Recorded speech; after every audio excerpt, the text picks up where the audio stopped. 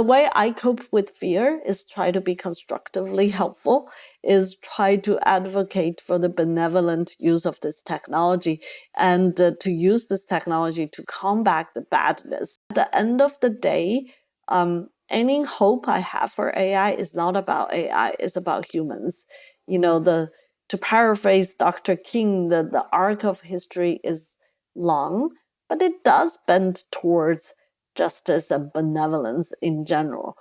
But to come down from that abstract thinking, I think we have work to do. I honestly, because if AI is in the hands of bad actors, if AI is concentrated in owning a few powerful people's hand, it can go very wrong, right? We don't need to wait for sentient AI. Even today's car, imagine there's a bad person who is in charge of building 50% of America's car, and that person just wants to make all the car brakes malfunction.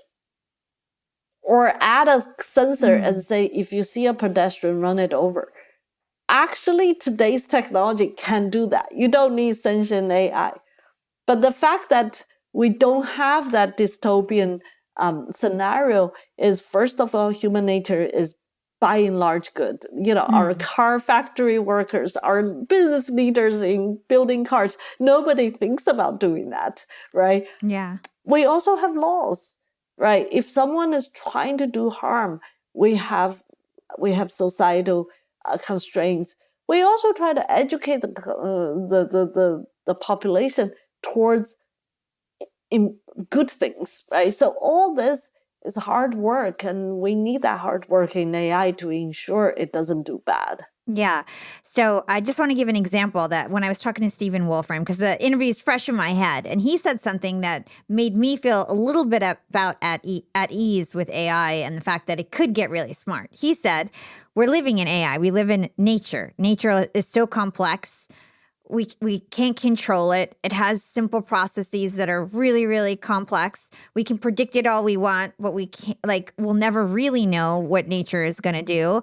And already we live in a world where we're interacting with nature every day, and we have to just deal with the fact that we don't control it, and it's smarter than us to a degree.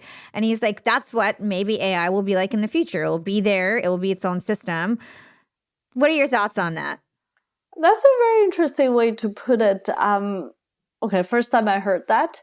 I like his way of saying that humans, in the face of complexity and powerful things, that we still have a way to cohabitate with it.